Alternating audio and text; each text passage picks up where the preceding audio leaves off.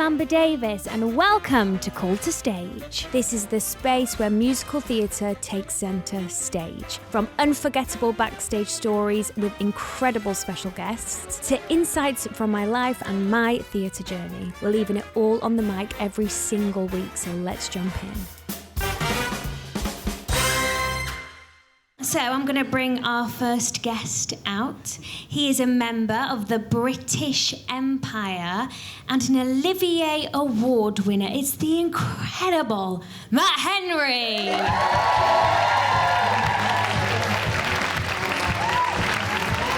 Look at him. Hello. Thank you so much for joining me. Thank you for having me. Please tell the audience where you were before this, because I just love this story so much. So I've just spent the day on a football pitch in the rain watching my 7-year-old play football. And I don't play football. I don't really like football. But because of him and his love and passion for football, I spent most of my day... Freezing myself. But yeah, it was fantastic. He was great. He scored 6 goals. Wow. Talented like his father. And won the trophy for Player of the Match. Wow. So it was worth my while to be there, so it's fine.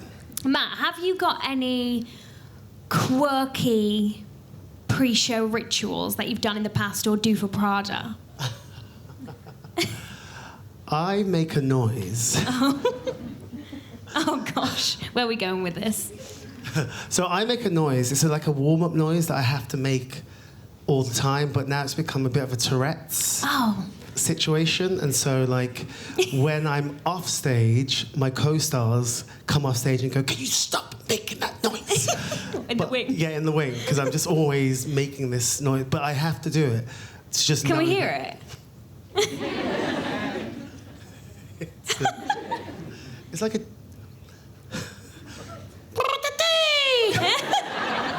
Is that it? That's the noise. So it's like warming up your lips. I just need to make that noise to kind of go, okay, yes, I can sing this song. But I have to do it. And if I don't do it, I just feel really weird and funny, and I have to let it out. I love that. I know, like, you can do certain things. For example, my sister, when she went on for a certain track in Wicked, she had to touch another person's middle button on there. And if she didn't, she wouldn't have a good show. Wow. Like, don't get like that, because that's just weird. We have something in common. Do we? We do. Urdang trained, ladies and gentlemen. We are. Yes. You were in the Covent Garden days. The Covent Garden days opposite Pineapple Studios. Did you enjoy it? Oh my God, I had the best time. Urdang back in the day, I mean, it was fantastic. You got to, you stayed at college until like 10 o'clock. You'd go across the Pineapple and do another class until 11 o'clock at night. You just were immersed in wanting to perform, and I just felt like they were just so championing so many legends like yourself. But there are so many, honestly, there's so many fantastic people who have come out of that college. Victoria Hamilton-Barrett. Hello. Did anyone see her in Hadestown? Amazing. And I got to train with her. Oh, did you? Tommy Faraz. He's now does most of the choreography for Strictly. Yeah. And so there are so many people who went to Urdang. You left in second year. And apparently you lied to the principal. Well, I did, yes. Well, look. The whole point of going to performing arts college is to learn your craft to get a job. Yes. That's the whole point. You go to get the job. That's the outcome that you want. And so we were always told that you weren't allowed to audition until the 3rd year. Mm-hmm. And my ego took over, and I was like, no, I'm ready. So I got a phone call from a friend who was going to an open audition for The Lion King, and he says to me, why don't you come along? And I was like, yeah, I'm going to come along. Yeah, I'm going to get this job. Unbeknownst to me, I went in there, I did the dance call, and I got cut. Oh, did you? Yeah. And I was like, right. And he stayed, and he got further and further along throughout the day. And as I was waiting for him outside, they came outside and they said, "Do you sing?" And I said, yeah, I can hold a tune. And they said, can you learn this music? I learnt the song in the corridor, went in, sang the song, Endless Night. This is crazy. Went in, sang the song, left. Pippa read in and said, oh, can I have your telephone number? I was like, yeah, this is my telephone number. But I put the school's telephone number. I don't know why I did that. Why? How can we get in contact with you? Oh, here's Urdang's number. So then I get back to Urdang for the afternoon to do, like, I think it was like tap or something. As I walked through the doors, Mrs. Pope, do you remember her? Gorgeous Miss Pope came down. She's like, Matt Henry, come to the principal's office. So I went in there. Miss Urdang was still alive back then.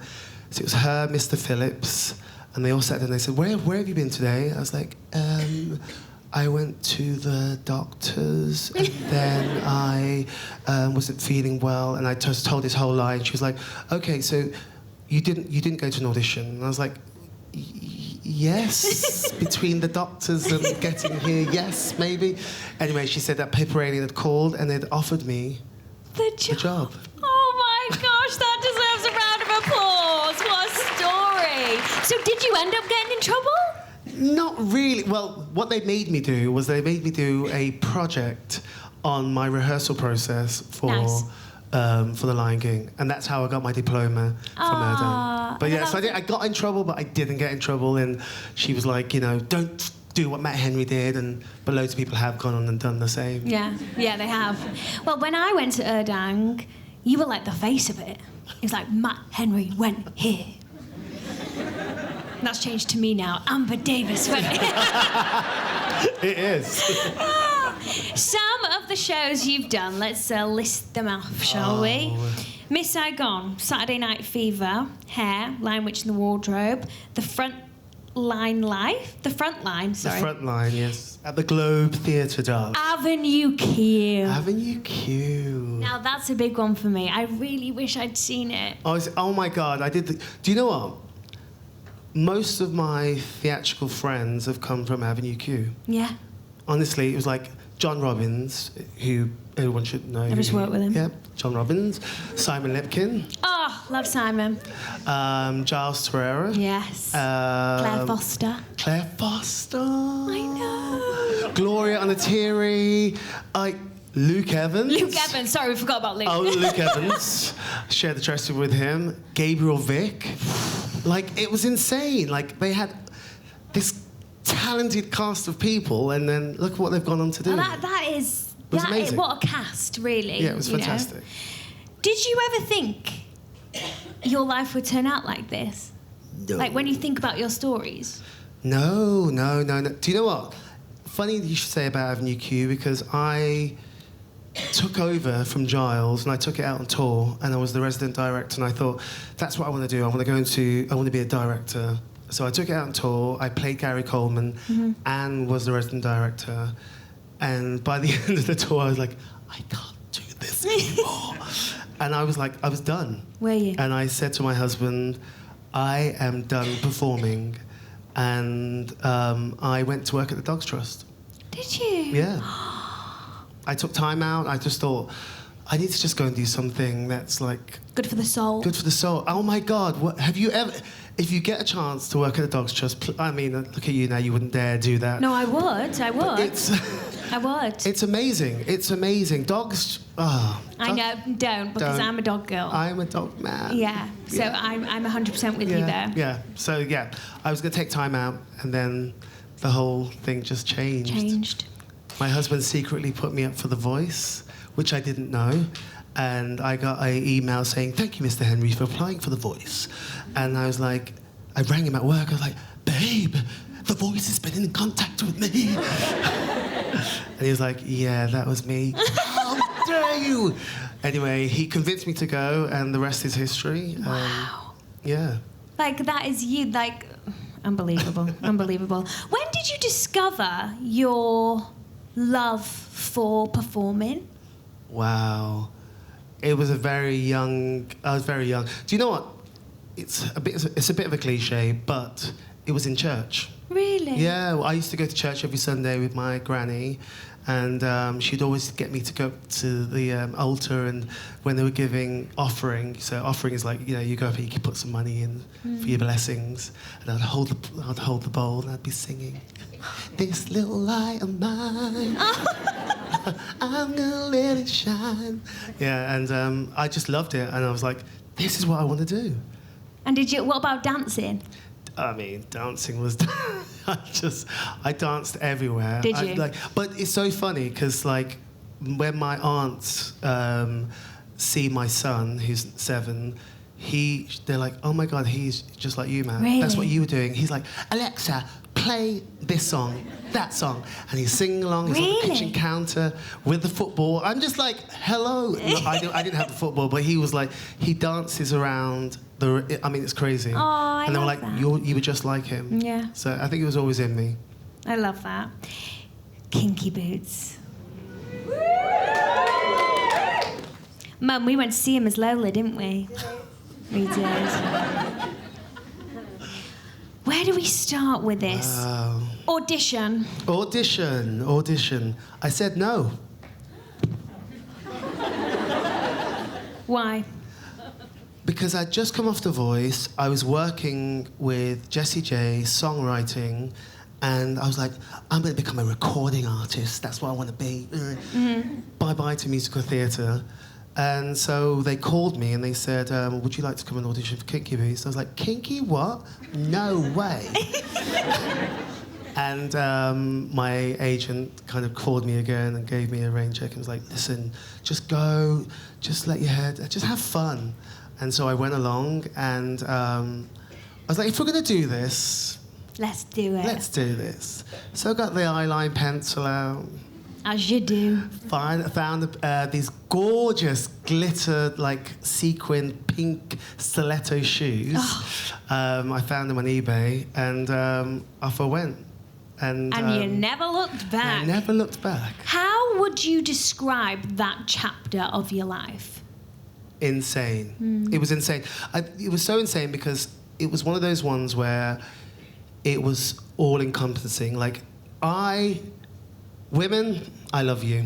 Honestly, I just have a newfound love for women. Heels and what you do on a day, makeup, wigs, corsets, everything, cinches, everything. Women go through so much. Men, we just throw on trousers, let the tummy stick out. It's just like, you get what I mean? Like, we would probably comb our hair. I didn't have to comb my hair, but like brush my beard. Here we go. Women go the preparation. It's a process. It's a process. Yeah. It's a process. It's a lifetime commitment. Yeah, but now I know how to blend. Blend is your friend. That was one of the terms. And was it not twins, but sisters? Sisters. Yeah, so even if you aim for twins, you end up with sisters. You end up with sisters. Yeah. With your eyebrows. Yeah. But I learnt so much. And also, I was just in the gym every day. Probably the fittest you've ever been, like physically. Yeah.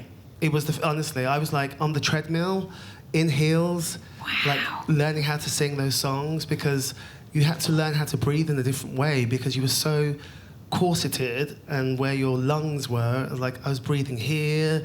Here. It was crazy, but I had the best time. Will you watch it when it comes to the Coliseum? I am going because I'm not doing it. Oh my gosh, I thought we were having an exclusive Imagine. I thought, think about what you're going to say. Yeah. I know someone who's going to be... In it. Okay. I'll leave it there. All right. So I will be there. And we'll see each other on press night? Yes. Okay. Yeah. I love that. But I can't wait to just go and sit there and go, God, I used to sing... I can't sing those songs anymore. Like, I tried to sing them at a gig the other day, and I was like, hold me in your hold! Like, literally, it was crazy. But, no, I can't wait to just kind of see the story and... Like, actually watch the story? Yeah, because I never got to see it. Don't tell it. I never got to see it. And it's going to be... I think that's what I'm excited about, is to be able to see the show that I was a part of and the story and just sit in it. There was a moment, I don't know if you'll remember this, but me and Ben we just started working together at Back to the Future, and we were like, courting. And he said, oh, do you want to come with me as my date to the debut awards? Because he was up for an award. And I said, oh, yeah, of course. Anyway, you were opposite me on the table that we were sitting at. And obviously, me and Ben were still getting to, know each other, but I was just, watching every move you were doing. And I was like, hi, I'm Amber. And I just knew, you would never remember that. I do remember Ben.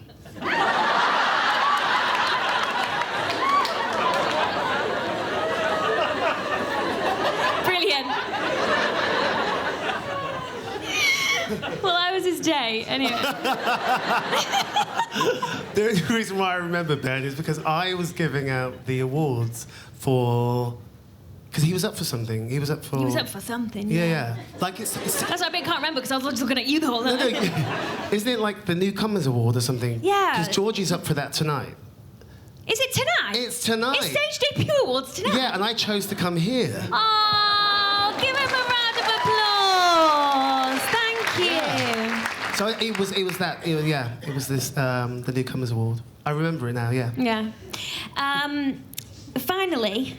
Devil Wears Prada. Devil Wears Prada. Wow. Anybody seen it? Here we go. What is it like working with Elton John? Sorry, I just have to laugh because it's crazy. It is crazy, isn't it? Well, it's just like working with Cyndi Lauper. Yeah. I mean, I've got a bag full of them. The Drifters, Cyndi Lauper, Elton John. Yeah. No, it's amazing. And you know what? He's so giving. He's so open. He came into a room, threw some demos at us, and was like, make them your own. And he just allowed us to bring ourselves to his music, which is unheard of. Is it? Yeah. It's like... Most of the times it's sing the song as I've written it. This is how I want it. Yeah, this is how I want it. He allowed us to find it for ourselves, and that's what you'll hear on the album, which has just been released. Ooh. Yeah. I love when you meet someone mega famous and they exceed your expectations when it comes to being normal. Do you know how normal he is? Is he? So, well, this is going to sound a bit weird. But, so we were in this room together, and I was like, oh, my God, I love that chain that you've got around your neck. And he says, oh, it's my knee. I was like, what? So he had a knee operation, and they've taken out a bit of the knee, this bone, and he didn't want to get rid of it. So they put it in an oven, they've dried it, they've sliced it in half, and then they've kind of lacquered it, and then they've put a gold around it, and he wears it around his neck. I thought we were talking about them being normal. It's like a relic. It's amazing. Did you say, can I have it? I was like, this is insane. We are going to have a quick interval. It's going to be 20 minutes, and then we're talking all things Grace Hodgett-Young.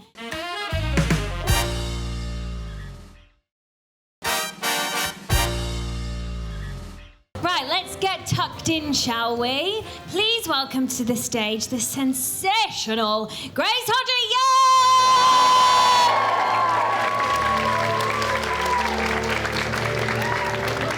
That music, oh my gosh, that just gives me goosebumps. Yeah, it's epic, isn't it? Did anybody here see Sunset Boulevard? I mean, wow. What a moment. What a moment. Anyway, we'll deep delve into that. I want to ask you first. Okay. Do you have any quirky pre-show rituals? Okay, so for Sunset, I went through all of my Act 1 lines in the wings at beginners. Wow. But only because I heard Tom do it. And I was like, oh, that must be what professionals do. So then I just picked it up, but then I couldn't not do the show without doing it. So Tom used to stand and do all of But his... not just Act 1, the whole thing. Yeah. Oh my gosh. crazy. That's Yeah. like a two-show day in one... No, seriously. Mount View trained. Wow, that surprised me. Why? You give me, Birdie. Girl, I can't dance. Can you not dance? No. Really? No, Mount View through and through. Actor, singer, yeah. Did you enjoy it? I did. I loved it. Yeah? Training was great. And did you know Ben? Because my Ben went Yeah, Ben was in 3rd year when I was in 1st year. Oh, okay. And everyone knew him because he was, like, so successful. And all the teachers in, like, industry lessons would be like, you know, don't get your hopes up. You're not all going to be like Ben Joyce. Oh, really? And we'd all be like, we'll give it a go. Let's talk about where Sunset came up. Like, so did you have an agent at the time? Yeah. So did you get an agent from your 3rd year show? Yes. What was that? So I kind of got her from the beginning of 3rd year from Maid in Dagenham. Okay. But my 3rd year show that I was the lead in was Little Mermaid. Oh, lovely. Yeah. I love that. I'd pay good money to see that, actually. Did you just get this audition through Jamie Lloyd's Sunset Blvd? It wasn't, we didn't know what it was. It was, like, undisclosed. What, like Hush Hush? Yeah. But then my agent rang me and was like, just so you know, it's Sunset Blvd and Nicole Scherzinger's playing Norma Desmond. No pressure. No pressure. So how many rounds? Did you go in straight with material, or...? I did 6 rounds for ensemble. Yeah. And then in my last round, I thought they were looking at me for the cover because I thought everyone had been cast. And Jamie kept me in that room, I want to say, for at least an hour, like going through Betty stuff. I'd like go away with a script or go away with a song, have to come back and learn it. And then right at the end, he was like, "Are you free tomorrow?" I was like, "Yeah." I actually wasn't. I was supposed to be working at the bar, but Jamie Lloyd, I was like, "Yeah, what do you want?" He was like, "The finals for Betty are tomorrow and we want you to be there." And I was like... In that moment, did you think, this could be mine? I don't know. I think it happened so quick. Yeah. I was just... I feel like I was pretty confident I'd be in the show for ensemble because I could tell they liked me, but I didn't think I'd get Betty. Like, that was wild.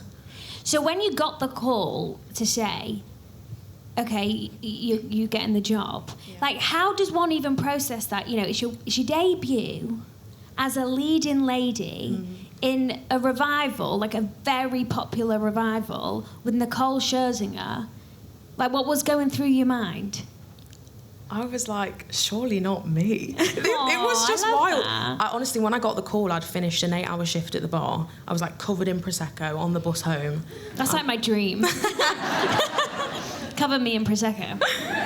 And my agent called me and I just burst out crying. Aww. Yeah. And what did your family say? They were so proud, so proud. I mean, they didn't that. really know what Sunset Blvd was, but they were like, None of us did nice. until then. Yeah. Yeah, amazing. Of course, you went over to Broadway. Yeah. So was there murmurs in the building that you could be transferred over? Yes, but I didn't think they'd take me. Like, You're so humble. You need to have more confidence. But only because, I don't know, like, if you've seen it, Betty, she's important to the story, but as an actor, like, you're not on that much. So I was like, they could find someone else to do that, and it'll be easier. It's a lot of paperwork to take someone over. And I didn't really hear official talks about it going over to Broadway until I got Hadestown. And then Jamie was like, have you signed anything yet? Because I need you. Yeah. So, I think that's so lovely that they took you over together. Amazing. And Hannah. Yeah. She came over. And Shayna, camera operator. Shayna. Emma and Taila. And Taila. Yeah. I saw Mandy Gonzalez's debut, and Lin-Manuel was in the audience. Oh. And I asked him for a selfie, and he said no. Did he really? Yeah, he did. He said no. Oh, gosh. Yeah, but I'll work with him one day, and I'll remind him. Yeah. When I'm playing Burr in Hamilton. West End v Broadway. Is it worlds apart when it comes to audiences? Massively. Is it? Yeah, because the best way I can compare it is a press night here is like a Wednesday matinee in New York. Really? Yeah. So they're constantly feeding you energy? Yeah, they love it. Like, you walk on, you've not done anything. Well, not me, Nicole. And they just go mental. I know. Mental. Like, when I came out, there was, like, multiple standing ovations just in Act 1. Yeah. And, like, I'd eat that up as a performer. Yeah. Do you know what I mean? Yeah. Because I don't think, like... Because 8 shows a week is quite tough. Really tough. The audience don't actually know how important they are to us. Like, if you, for example, Gatsby, there was a Thursday matinee, and you're always, dragging your heels on a Thursday mat. Saturday mat, not so much, but Thursday mat, yeah. And there was a young schooling, right? And there was young kids, and they were screaming throughout the whole... And honestly, that was probably the best show we'd ever done. Yeah, it picks you up, doesn't it? Yeah, feeding us. how was it living in America? I found it a lot. Did you? I keep saying it's like London on crack. I'm a home bird. Are you? So it was just a big move for me to do. And you didn't take anyone over with you? No. So you were alone? Yeah. That's a lot of what people have said who have been on Broadway. I did a session with David. Yeah. And he said it was lonely. It really is. It can be lonely. Yeah, because it's a big place and there's a lot of people. So it is easy to feel alone. And I think, you know, with British musical theatre, we have 6 o'clock warm-up before every show. That's a really good opportunity for casts and a company to kind of get together, you know, bond and say hi, what have you done with your day? Where on Broadway, you don't have warm-up, do you? So you just see each other on stage. And that's bizarre, because that is the point, to say hello to people. Yeah. Like, we were just saying hello at the beginners. Wing. Yeah, as we're walking on stage. Is the social the same? Because, like, you know, we all obviously all hang out in Freedom together. Is there, like, does that happen? Yeah, but they go out all the time. Oh, do they? But I couldn't hack it. I couldn't do it. But it would be like a Tuesday night. We've got 2 shows the next day, and they'd be like, a few drinks? No, I want to go sleep. Yeah. But they'd be out all the time. Can you drink it and do the job? Or are we I can't. Protecting the voice? I can't. There's no way. No. Because my voice is dramatic. It needs rest. Oh. She needs a rest. But other people could. Wow. Yeah. Catch me on Broadway. Olivier nominee, babe. Can we have a round of applause? Hang on. Can we just think about this? So you came out of college, you did your West End debut, then you got an Olivier nominee, and then you did your Broadway debut. It's only downhill from here, my love, honestly. Yeah. Olivier nominee. So how did you find out? Where were you? I was on my way, I think I was on my way to either rehearsals or to Hadestown show. And my friend rang me and was like, you've been nominated. Because there was such a naivety in the London run. Like, I didn't know that voters would come in. I didn't even expect that I'd get a nomination. Like, that just wasn't in my head. So there was such a nice naivety to that. Yeah. Like, I was just going about my day. And then I found out I got a nomination. Oh my gosh, I love that so much. Pretty Talking epic. about Hadestown. Yeah. Let's get into it. Okay. Eurydice. I actually went to see it the other week. Stop and it. I actually think it's now my favourite musical of all time. It's very special. It is so special. Yeah. Did you love Hadestown? I did. Did you? I really did. It's such a special show. And it's hard. Like, you're on stage the whole time, pretty much. Yeah, which was nice and such a learning curve and very different from Sunset. Because Betty's important to the story, but I'm not on that much. But to have to learn, like, that is a whole separate craft. That is like getting all your water in enough that you're not going to piss yourself, but, like, you're hydrated, you know, you can sing what you need to sing. I know. Who was your cast? What do you mean? Like, who was in your cast for Hadestown? Donal Finn was Orpheus. Zachary James was Hades. He was the OG, wasn't he? Yeah. You were OG? Yeah. You were OG? Yeah. You were OG Eurydice? Yeah. Oh, what? I thought you took over the role. No. Okay, maybe it's not down from here. She's just out here booking these jobs. Have you got a dream role? I never know what to say to this question, because there's shows I'd love to be in, like I'd love to be in Hamilton, but... God, I can see that. I can really see that for you. But in terms of a role, when I was training, I never... If someone had said you'd be playing Betty Schaefer in Sunset Boulevard, I'd be like, sure. So now I'm just like, I don't want to put myself in a box, because I think I've like proven to myself that I can do more than I thought. Yeah. Are you a belter or a mixer? I'd say a mixer. You're a mixer. But when I was training, I would have said belter. Belter. And alto. Really? During and then you Sunset, went Betty? Alan was like, "Hey, can you sing soprano?" I was like, no, I'm not going to lie to you, Alan, I can't. So I thought, I'm not going to lie to him. That's embarrassing if he gives me something and I can't sing it. And then he gave me this material and I was like, oh, maybe I can sing a little bit higher than I thought. I love that. So you just found that within yourself. Yeah. Can I ask, I have to ask, Nicole Scherzinger, Yeah. Is she a dream? Yeah. Is she? She's wild. First of all, potentially the funniest person I've ever met. Rude. But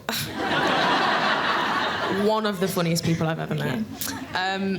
But she's the most hardworking person ever. Like, she never, ever took a break.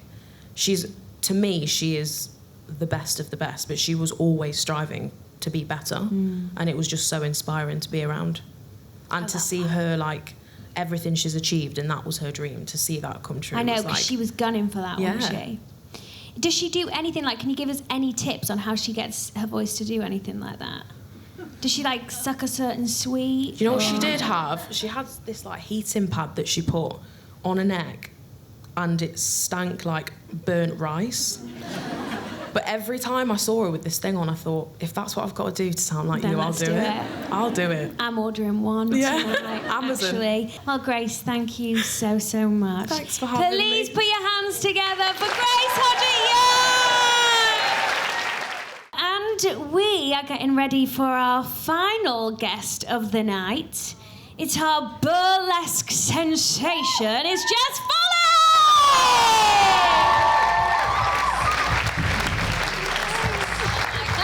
Look at her, she's a vision. So Congratulations! Thanks. You've just finished a run at the Savoy Theatre. Yes, yeah.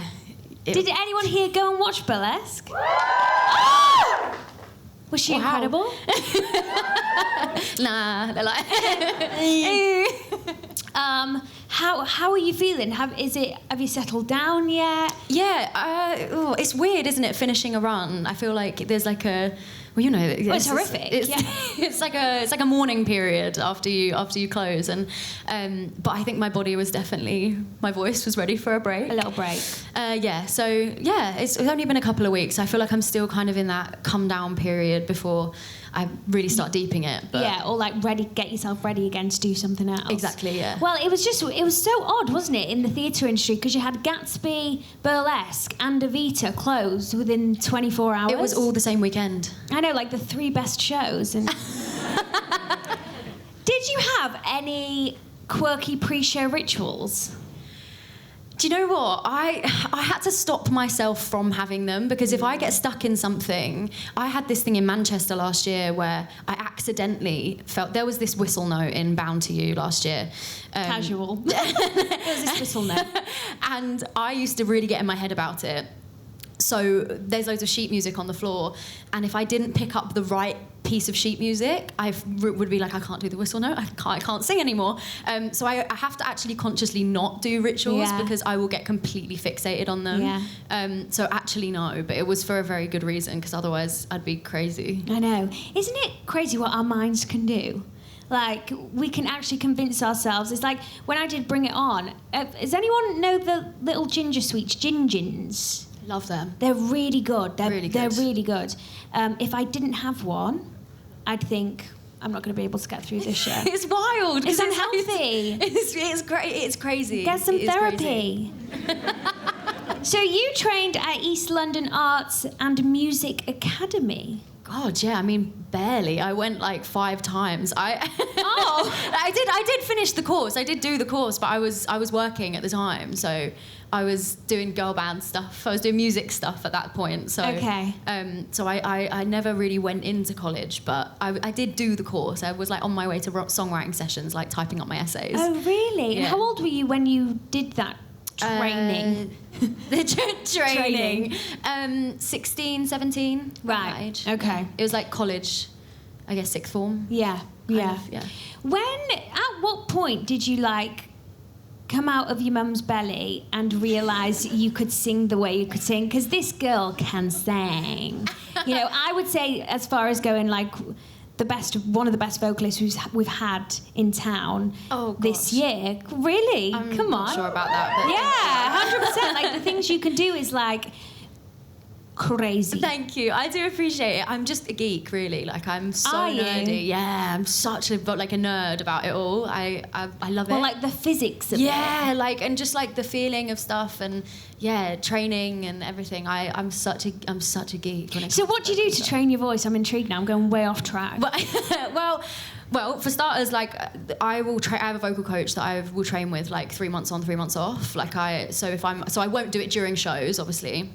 But then, like, now's probably about the time I'd be like, right, okay, let's get back into training, and then we just continue working on stuff. There's always parts of my voice that like aren't developed enough yet, so it's just I just train all the time. And what does training entail? It's like, I guess it's just like singing lessons, but we do like all sorts of stuff. And I think for me, what I find really interesting about vocals is like versatility, and it's something I really pride myself on. Yeah. And Burlesque is like a massive showcase of that, because it's just like you have to be really legit singing musical theatre to get through like songs like Got It All From You, and then you'll be doing Tough Lover the next minute, and it's like growls and riffs and runs and everything. And I would also say that role uses every single part of my voice. There's not a part of my voice it doesn't touch. Like it's low, it's high, it's falsetto, it's mix, it's belt, it's riffs, it's straight tone, it's whatever. So when we train, we train pop, and then we train musical theatre, and then we look at the physics behind the voice, and then like running on the treadmill and singing and stuff like that like I'm just such a geek for. I love it. You're giving full superstar energy, right? No. You know, all this experience you've had then from when you were a young age, do you suffer with any type of nerve? Yeah, I get really bad stage fright. Like, oh, do you? Yeah. I think actually doing Burlesque was good for me, because it was the first time I kind of settled into something, and I lost a little bit of that, where I got more comfortable, unless I'm sick. And then if I'm sick, it's the worst in the world. Oh my God, it's terrifying. But I got to a point where, like, doing however many shows a week, I got into a rhythm of it, and I actually died down the nerves. But no, I would get on stage. I used to get on stage, and you'd see this. Really? My hand would I just shake, like, out of genuine. Would it manifest in your body in any other way? Because, like, for me, in auditions, my lips will sometimes shake. Does that happen to anybody else when they're nervous? I do know what you mean, actually. Like, my lip... That's a sympathy nod. Yeah, either like that. Yeah. Like, does it manifest, like, breathing XYZ? Yeah. My body will shake. My stomach tenses, which is horrible for singing. Auditions, that's the worst. I'm like, I can't sing. I'm terrible at singing auditions. My body will just get completely overstimulated. Like, I get it on stage all the time where I'm like, this is just a lot. And I think my body's just like runs like a million miles an hour, and then I'll be on stage and I'll be like, what is happening? And then my body will just be like, nah, we're not vibing right now. Burlesque, the audition. I didn't audition for Burlesque. Okay, so that's what I want to know, because I know you wrote for it. Well, actually, no, I did. No, do you want to know what my audition was for Burlesque? What? I was actually telling this story backstage like half an hour ago. So I came onto Burlesque as a composer. Okay. So we'll start there, because I'm assuming that's kind of how that's how I got onto it. So I went in at 19, was really, really pushy, and delusional apparently, because I walked into the producer's office and was like, hey, I like really want to write for you, because at that point I think I was in a bit of a like rut with songwriting anyway. I loved theatre, and I had no foot in the door with it, and I was like, I think right now I just want to write for theatre. I was like, my brain will naturally go there, so I was really interested in doing that. Went to the producers, was like, listen, like, just keep me in mind, like, I'll send you a load of songs, like, just keep me in mind. If you have a new project that's like early in development and you want a young writer on it, just keep me in mind. And then they mentioned Burlesque, and I was like, oh, okay. And then they said they were missing their I Want song. And obviously Ali, the character that I play, Christina's role in the film, she's like a 20-year-old girl from like a small town with a big voice. And I was 19 at the time, and like obviously loved to sing, and I've obviously related to her for a lot of obvious reasons. And even the fact that I walked in there actually at 19 was probably very Ali of me. Yeah. And so I said, okay. They were like, you can give it a go, sort of thing. So I went away, wrote that song, sent it back to them, just wrote it in my mum's house at the piano in the living room. And then I recorded the demo in my like little home studio set up back at my mum's house, and sent it back to them. And then that got sent to Stephen Antin, who's like holds the IP and directed the film, wrote the show. And he was like, oh, I love her. We'll take the song, basically. And I was like, crazy. And then they were like, oh, can she act? And I was like, yeah, why not? I'll give it a go. I was like, yeah, why not? I mean, I've acted forever, but you know, you've never done anything professionally, so you feel like you can't be like, yeah. But And then they invited me to come and do the workshop. Yes. The first one in London, which was only like a week long. And there was a lot of the Manchester ensemble girls in that, wasn't there? Lily Wang. No, this was before then. Oh. We did 2 workshops in London. Okay. So this was like just a week long. This was at the beginning of 2023. The workshop you're thinking of was at the end of 2023 with like Lily and everyone. This one was just a week long. It was like the script would probably be unrecognisable to what it is now. Oh, really? Yeah, it was like a different show. And I got told I was just coming in to like, you know, it's going to be really casual, like it's so like fine, like it's chilled, whatever, like, yeah.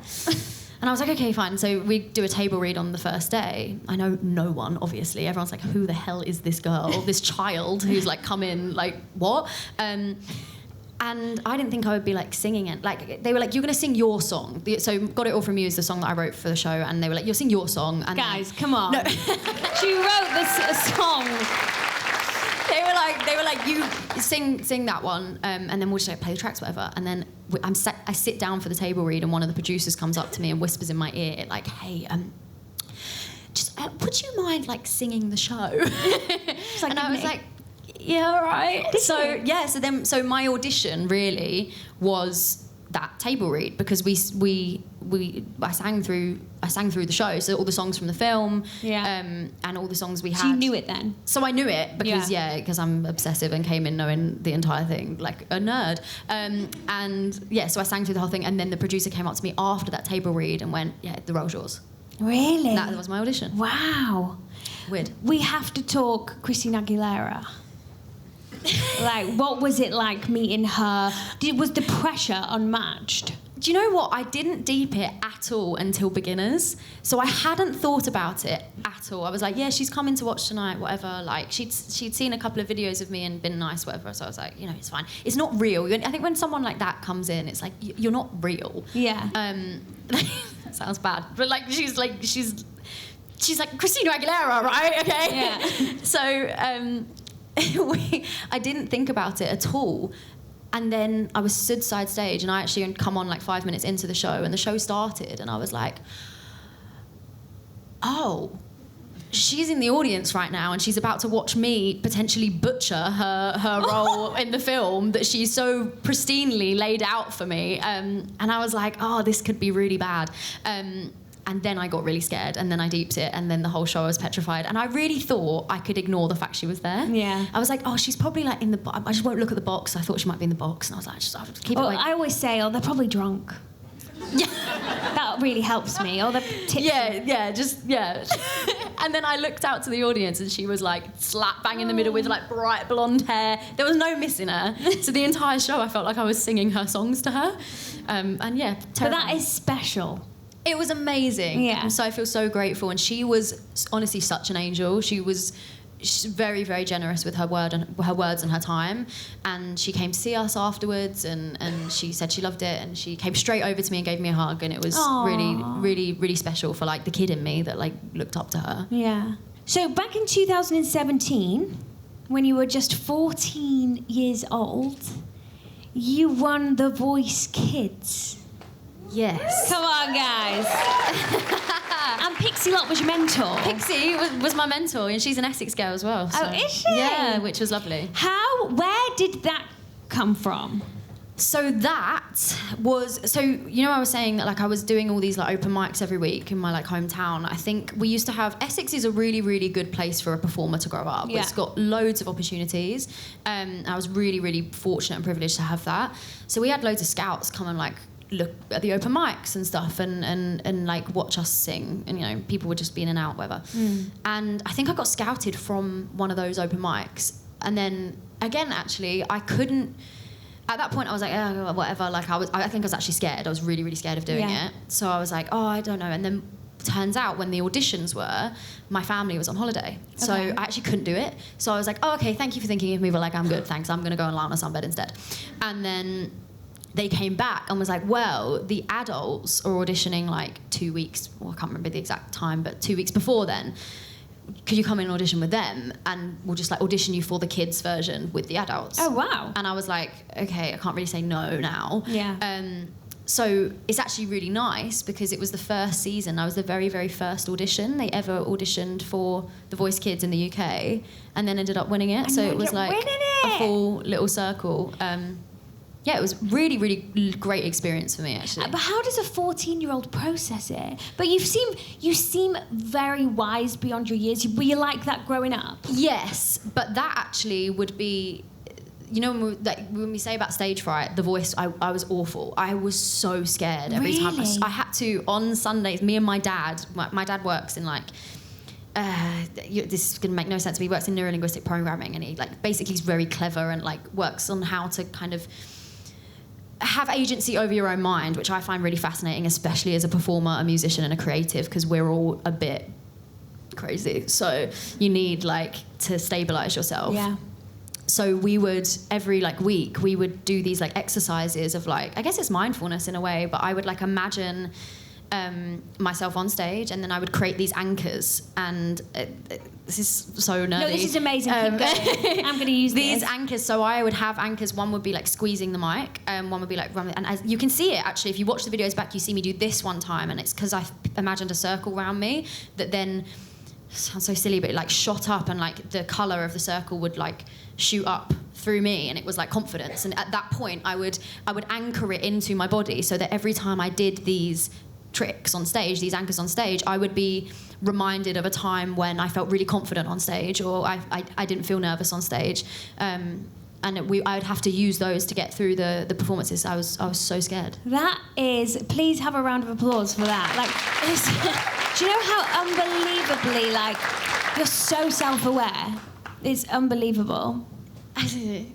Well, my mum's a mental health nurse, and Mum, I bet you're obsessed with that.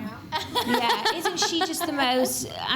Yeah, wow. I think we talk about it, don't we, Mum, about anchoring and it's great. It's so good. Putting yourself, like protecting yourself and bubble and all that. You have to in this industry. You have to. Have you got something on your bucket list that you have to achieve?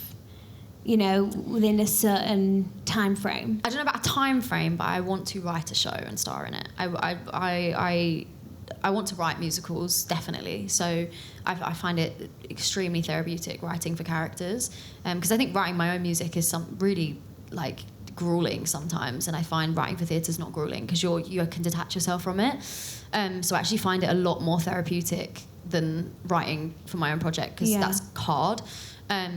So I want to write shows. I think that's a big bucket list thing of mine. And, wow. And then, will you employ me? Of course. Thank you. Of course. Please put your hands together for the incredible Jess Folley. Wow.